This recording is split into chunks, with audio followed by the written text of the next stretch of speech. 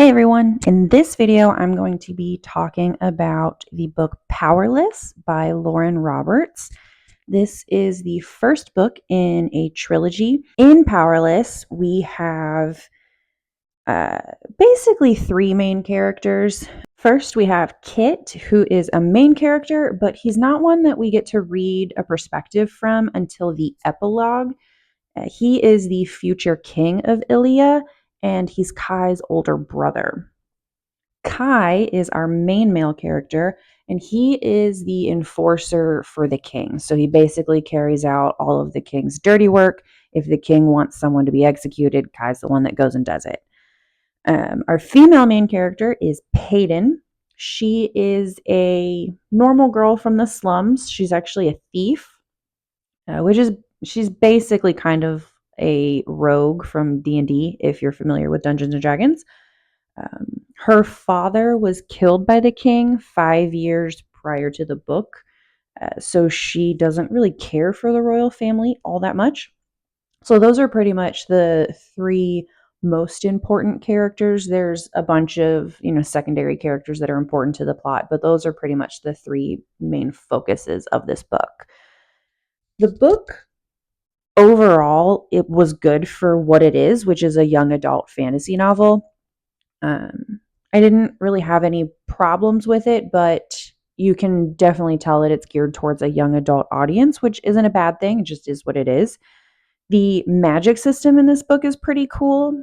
There was a plague that came through Ilia and left some people with powers and, like aesthetic variations, like it turned their hair purple or something like that.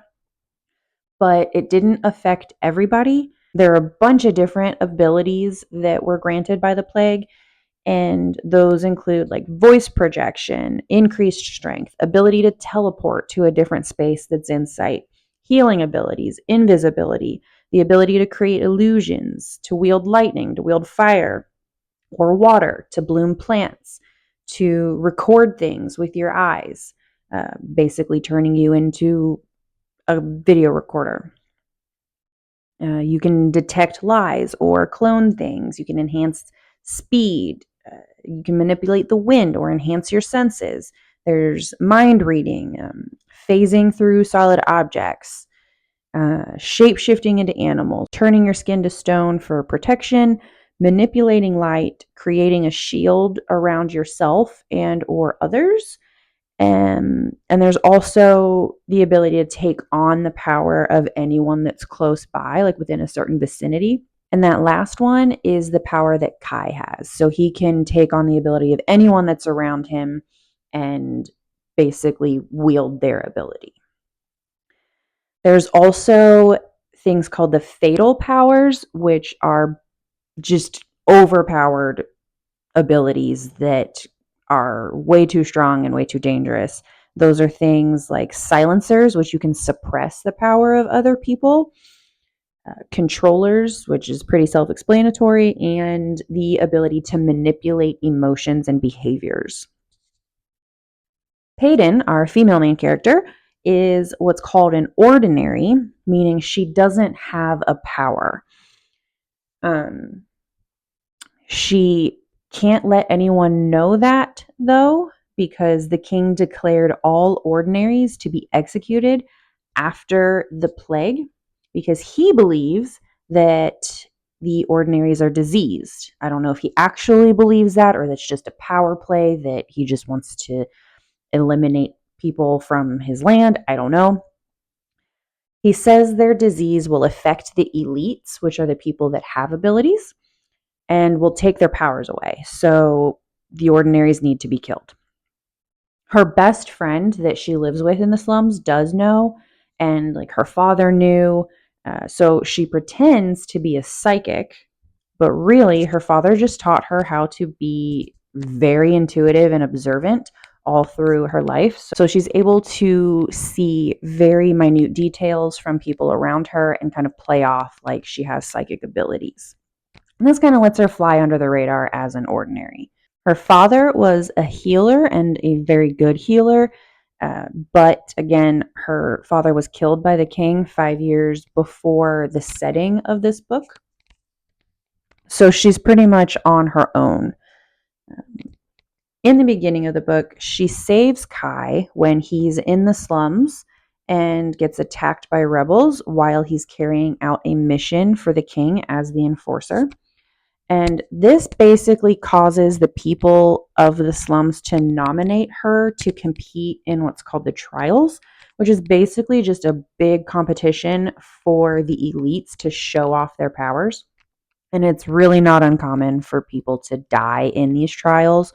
So it's a pretty big deal to compete in them. The trials themselves were okay. They're a little bit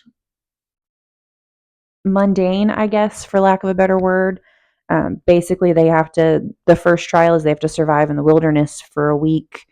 The second trial is they have to climb a very tall and difficult mountain as two teams, and then kind of go at it one on one when they get to the top. And then the third trial is a very difficult maze that shifts and changes. And then there's a plot twist if they get to the center of the maze and basically win that trial. And that's kind of where the climax of the whole book happens. Overall, the plot was good. I did like the relationship dynamic between Peyton and Kai, although it was a very slow burn. And again, it's written for a young adult audience, so it doesn't get explicit.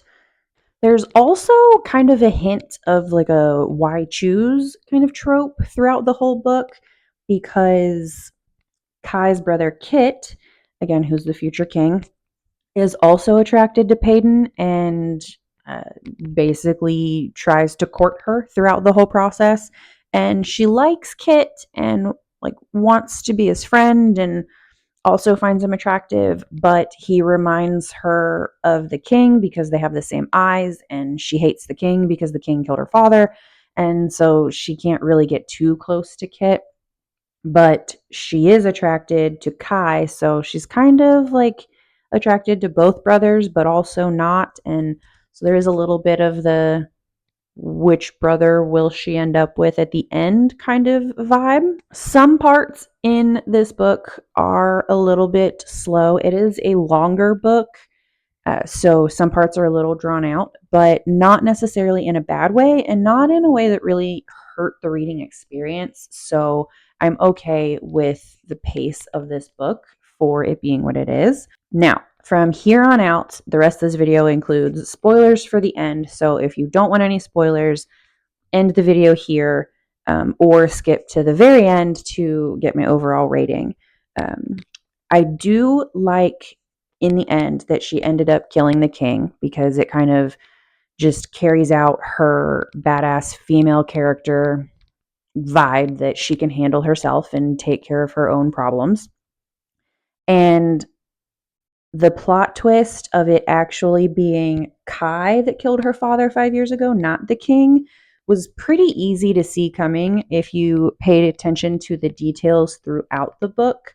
Uh, the whole book is spent talking about Kai being the enforcer and what that entails and how that means he's doing the king's dirty work and killing people that the king wants to be killed, and how his father is the one who trained him to be the enforcer from a young age.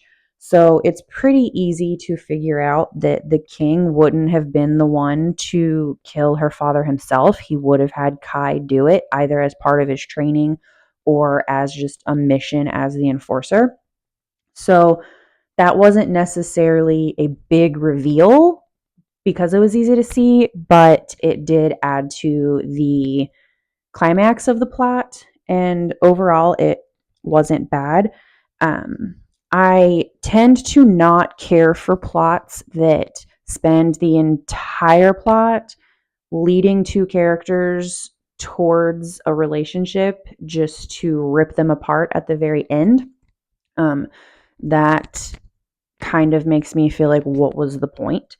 And since this is the first book in a trilogy, and it is a trilogy that is carried through the same two main characters, there wasn't necessarily a resolution at the end of this book. So Kai and Peyton are driven apart at the end. And it's basically now he has to track her down because Kit has taken over as the king and doesn't like that she killed his father. So everyone's an enemy now. No one is friends anymore. They're all enemies, and she's on the run, and Kai has to track her down as the enforcer. Again, I liked that she killed the king at the end, and it kind of fits in with the dedication that the author puts at the very beginning of the book that I enjoyed, and that was for every girl who has ever felt powerless. And because that's the whole theme of the book. Like, she is an ordinary, so she doesn't have the abilities that all these other people do. She's seen as less than by basically everyone. She lives in the slums. She's barely surviving. And then she's thrown in these trials that she's not expected to win. And the king basically says she's not going to win. And then she fights her own battles and she holds her own. And even though Kai helps her throughout some of the trials, she does very well for herself, and she ends up avenging her father's death, kind of, because she kills the king. And it was his orders that led to her father's death, even though he wasn't the one that actually killed her father. So overall, I would rate this book a 4 out of 5 stars.